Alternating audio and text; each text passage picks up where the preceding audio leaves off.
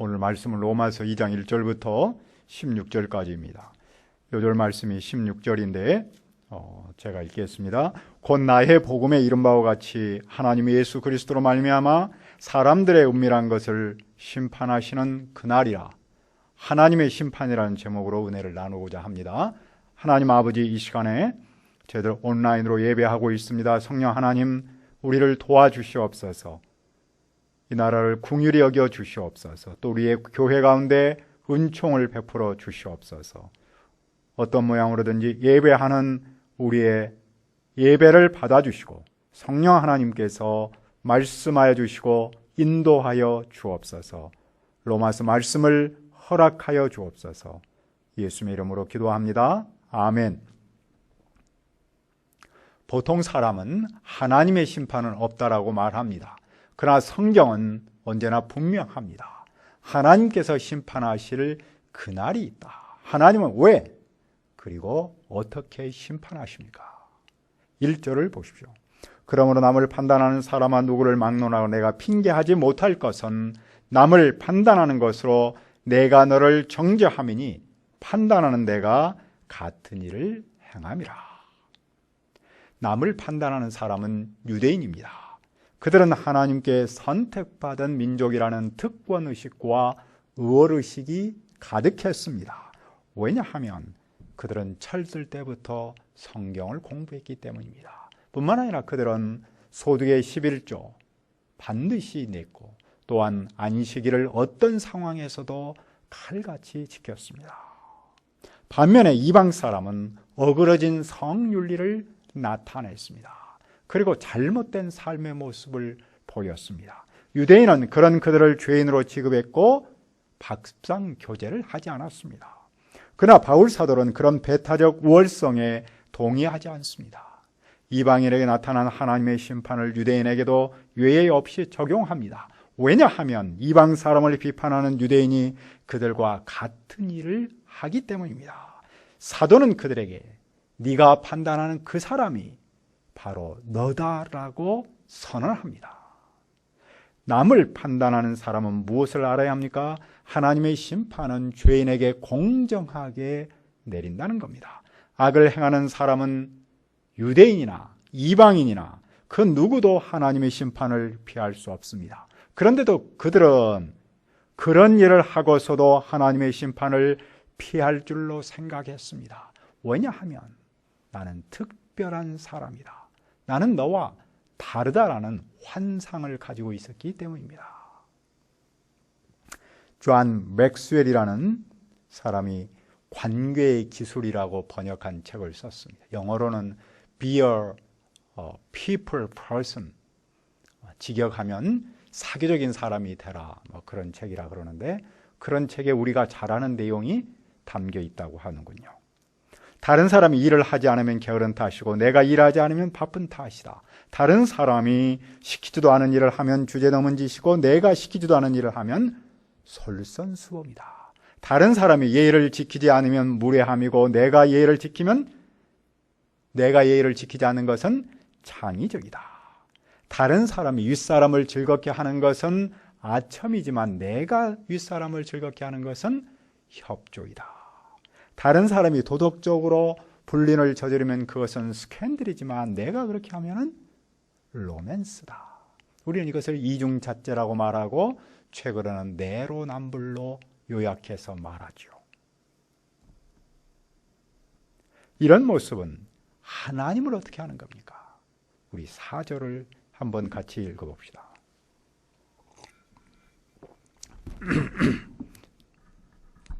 4절 혹 내가 하나님의 인자하심이 너를 인도하여 회개케 하심을 알지 못하여 그의 인자하심과 용납하심과 길이 참으심이 풍성함을 멸시하느냐.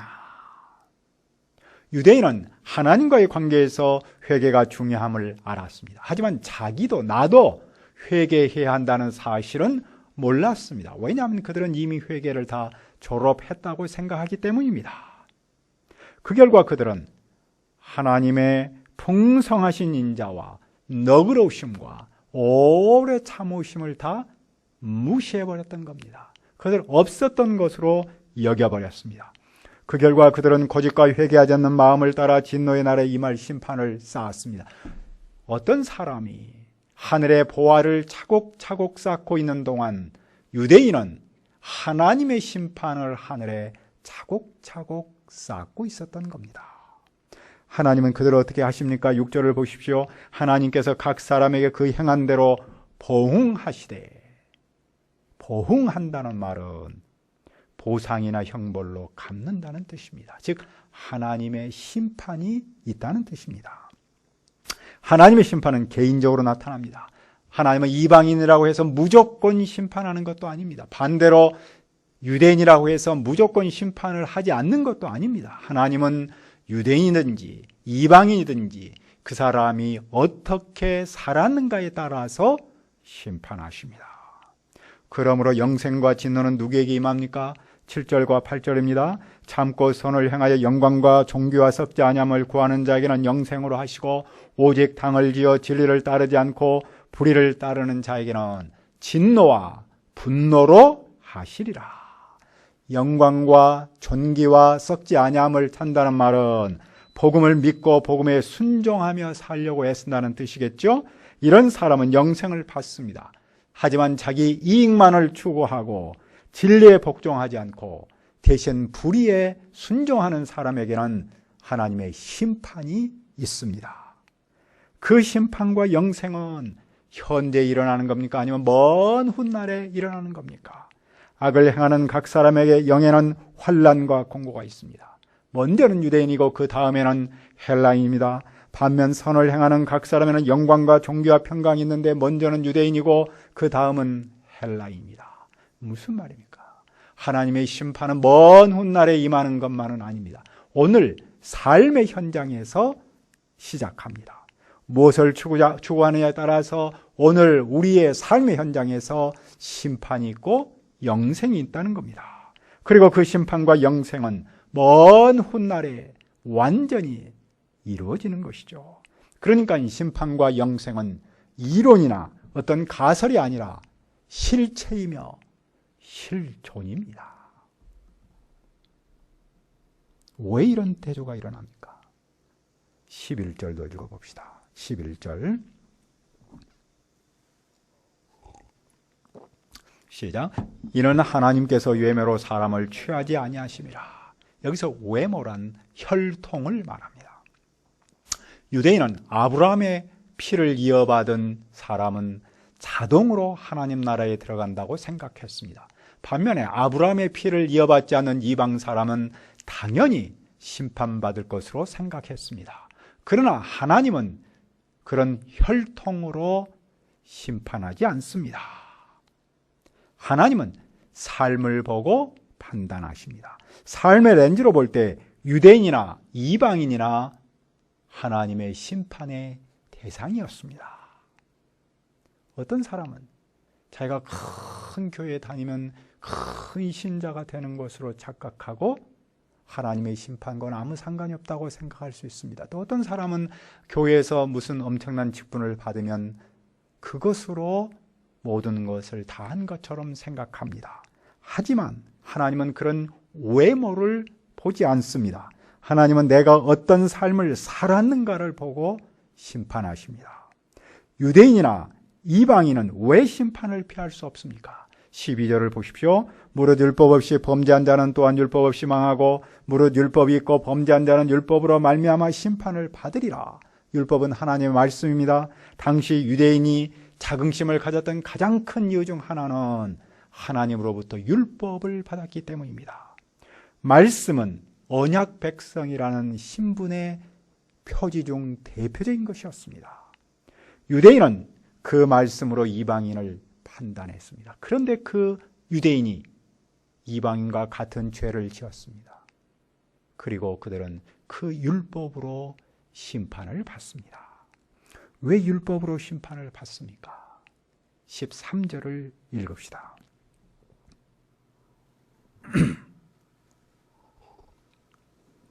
시작. 하나님 앞에서는 율법을 듣는 자가 의인이 아니오 오직 율법을 행하는 자라야 의롭다 하심을 얻으리니. 율법을 듣는 사람이 의로운 사람이 아니고 실천하는 사람이 의로운 사람입니다. 하나님의 심판을 율법을 듣느냐 듣지 않느냐에 달려있지 않습니다. 율법을 행하느냐 행하지 않느냐에 달려있습니다. 말씀에 관한 지식만 가지고는 하나님의 심판에서 보호받지 못합니다. 율법을 말하는 것이 중요한 것이 아니라 율법을 행하는 것이 중요한 것이죠. 우리는 참으로 성경 말씀을 많이 공부합니다. 그리고 말씀의 수준도 높습니다. 그러나 우리가 하나님의 말씀을 얼마나 많이 공부했느냐 또는 어떤 수준에 이르렀느냐 그것이 중요한 것이 아니죠. 우리가 하나님의 메시지를 얼마나 수준 높은 메시지를 들었느냐 그것과 우리의 삶의 수준 높음은 반드시 비례하지 않지 않습니까? 중요한 것은 무엇입니까? 하나님께서 우리를 심판하실 때 성경을 얼마나 많이 공부했느냐, 얼마나 높은 수준의 메시지를 들었느냐를 보지 않습니다. 그 말씀에 얼마나 순종했느냐가 중요한 것이죠. 그러면 율법 없는 이방 사람은 율법이 없는데도 왜 심판을 피할 수 없습니까? 그들도 본성으로 율법의 일을 행하기 때문입니다. 이방 사람은 율법이 없습니다. 그러나 그들은 본성을 따라서 율법이 말하는 것을 행하면 그들 자신이 율법입니다. 그들은 율법이 요구하고 있는 것을 그들의 가슴 속에 새겨져 있습니다. 그것을 우리는 양심이라고 부르죠. 하나님은 율법 없는 이방 사람에게 율법을 기능을 할 수 있는 양심을 주셨습니다. 따라서 사람이 무슨 일을 할 때 자기의 양심이 서로 고발도 하고 또는 서로 변명도 합니다. 그런데 문제가 하나 있습니다. 사람은 그 양심대로 살 수 없다는 겁니다. 왜 사람이 자기 양심이 있는데도 불구하고 그 양심대로 살 수 없습니까? 그것은 죄로 인해서, 죄 때문에 내 양심이 더러워졌기 때문입니다. 어떤 사람은 나는 내 양심대로 얼마든지 살 수 있다라고 말합니다. 그러나 그렇게 살 수가 없습니다. 그것은 마치 손바닥으로 눈을 가리고 해가 없다라고 말하는 것과 같지요. 그것은 자기 자신을 속이는 겁니다. 그것은 자기 자신이 죄인이라는 사실을 알지 못하는 겁니다. 그런 사람은 양심의 한계를 깨닫지 못하는 겁니다. 한 젊은이가 탈무드를 배우려고 랍비를 찾아갔습니다. 랍비가 그에게 묻습니다. 두 사람이 굴뚝 청소를 했다. 근데 한 사람은 청소하고 내려왔는데 얼굴이 깨끗하다. 그리고 또 어떤 반대로 한 사람은 얼굴에 이제 수댕이가 묻었다. 두 사람 중 누가 세수를 하겠느냐? 그 젊은이가 아주 자신 있게 말하지요. 얼굴이 검은 사람입니다. 그러니까 랍비가 틀렸다라고 말합니다. 깨끗한 사람은 얼굴이 더러운 사람을 보고 내 얼굴도 더러울 것이라고 생각한다. 반대로 얼굴이 더러운 사람은 깨끗한 사람을 보고 내 얼굴도 깨끗할 것이라고 생각한다. 무엇을 말하려고 하는 겁니까? 사람은 다른 사람과 비교하면서 사는 상대적 존재라는 것을 가르치고 있습니다. 다음으로 랍비가 똑같은 내용을 가지고 다시 묻습니다. 그러니까 이제는 그 학생 후보가 이렇게 대답하겠죠? 얼굴이 깨끗한 사람이 씻습니다. 그자 또 랍비가 또 틀렸다. 넌 탈무드를 공부할 만한 자격이 없다. 이유가 뭘까요? 두 사람이 똑같이 굴뚝 청소를 했는데 어떻게 한 사람은 깨끗하고 한 사람은 더러울 수 있겠느냐? 두 사람 모두 얼굴이 더럽다. 그러니 둘 다 씻을 것이다. 둘 사람이 같이 청소를 했는데 한 사람은 깨끗하고 한 사람은 더럽다라는 전제가 잘못이다. 잘못된 전제에서 답을 찾으면 바른 답을 찾을 수 없다. 대단히 중요한 얘기죠. 사람은 본질에서 같은 운명을 가졌다는 겁니다. 굴뚝 청소를 두 사람처럼 두 사람 얼굴이 다 어두워야 한다는 것이죠. 더러워야 한다는 겁니다. 그 중에서 누구는 깨끗하고 누구는 더럽다라고 말한다면 그 전제가 잘못됐다는 겁니다. 자, 무엇을 말하려고 하는 겁니까? 우리의 수많은 사람이 살고 있습니다. 근데 그 중에서 나는 깨끗하고 너는 더럽다라고 말을 한다면 그것은 잘못된 전제라는 겁니다. 왜냐하면 사람은 하나님 앞에서 똑같은 죄인이기 때문입니다. 하나님 앞에서 똑같은 죄인인데 나는 깨끗하고 너는 더럽다라고 말한다는 것은 전제의 오류입니다. 하나님 앞에서 모든 윤리는 죄인입니다. 따라서 심판을 피할 수가 없습니다. 하나님의 심판은 언제 어떻게 나타납니까? 16절을 읽읍시다. 시작. 곧 나의 복음에 이른 바와 같이 하나님이 예수 그리스도로 말미암아 사람들의 은밀한 것을 심판하시는 그날이라. 바울이 전한 복음대로 사람의 모든 비밀을 심판하는 날이 반드시 옵니다. 우리의 삶, 세상이 여기서 그냥 그대로 끝나지 않습니다. 하나님께서 심판하시는 그날이 반드시 있습니다. 왜냐하면 사람이 죄를 지었기 때문입니다. 죄를 지은 사람이 받을 보응이 무엇이라고 말했습니까? 하나님의 심판입니다. 그 심판의 내용은 죽음입니다. 유대인은 율법을 자신의 특권적 신분을 지탱하는 토대로 삼았습니다. 하지만 율법은 그것을 어긴 사람에게 심판과 죽음을 선포합니다. 이방 사람은 율법을 가지지 못했습니다. 하지만 하나님께서 그들에게 율법을 대신할 수 있는 양심을 주셨습니다. 따라서 이방인이 율법이 없다는 이유로 심판을 피할 수 없습니다. 그들이 양심대로 살 수도 없고 살지 못했기 때문에 그들 또한 심판을 피할 길이 없습니다. 따라서 모든 윤리는 유대인과 이방인은 하나님 앞에서 죄인이고 하나님의 심판을 피할 수가 없습니다. 누가 어떻게 심판합니까? 하나님의 심판은 예수 그리스도를 통해 나타납니다. 예수 그리스도는 믿는 모든 자의 구원자이십니다. 동시에 예수 그리스도는 믿지 않는 모든 사람의 심판자이십니다. 마지막 날에 인류와 세상을 심판하는 심판자이십니다. 누구든지 그분을 믿으면 구원을 받습니다. 하지만 누구든지 그분을 믿지 않으면 심판을 받습니다. 유대인이든지 이방이든지 혈통이 중요하지 않습니다. 그분을 믿느냐 믿지 않느냐가 중요합니다. 믿으면 구원을 받지만 믿지 않으면 심판을 받습니다. 따라서 심판하는 분도 예수님이고 구원하시는 분도 예수님입니다. 그 점에서 인류의 유일한 희망은 예수님 뿐입니다. 그동안 우리 정부는 물론이고 우리조차도 K 방역을 자랑을 해왔습니다. 하지만 그 자랑을 무색하게 만든 대유행을 만났습니다. 그 시작점에 일부 교회가 있는 것이 몹시 안타깝습니다. 더 안타까운 일은 모든 교회를 비상식적이고 반사회적인 방해 집단으로 폄훼하는 일부의 모습이겠죠.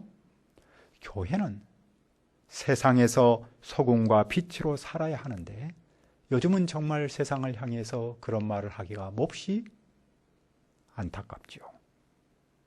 교회에서 가장 중요한 사역은 아무리 강조해도 예배인데 우리는 현장 예배를 하지 않습니다. 하지만 우리는 성도의 건강과 대사회적 영향력을 생각하면서 비대면 예배를 합니다. 교회가 세상에 희망을 주기 위해서라도 세상을 향해 책임 있는 자세가 필요합니다. 그래야 세상에 복음을 증언할 수 있지 않겠습니까? 교회가 세상으로부터 비판을 받을지라도 세상의 유일한 희망은 그 또한 교회밖에 없기 때문입니다. 우리는 무엇을 해야 하겠습니까? 우리는 하나님께서 심판하신 그날이 있다는 사실을 믿어야 합니다. 그리고 그 심판에서 구원은 오직 복음 예수님만이라는 사실을 믿어야 합니다. 이 어려운 시기에 이 믿음을 우리는 더욱 굳게 하는데 힘써야 합니다. 우리 주님께서 우리의 신앙을 굳게 하도록 도와주시고 또한 이 나라의 경제와 방역에 긍휼을 베풀어 주시도록 기도합니다. 은혜로우신 아버지 하나님, 하나님께서 이 세상을 심판하실 그날이 있는 줄 믿습니다. 그 심판에서 구원할 분은 오직 우리 주님 예수 그리스도뿐임을 믿습니다.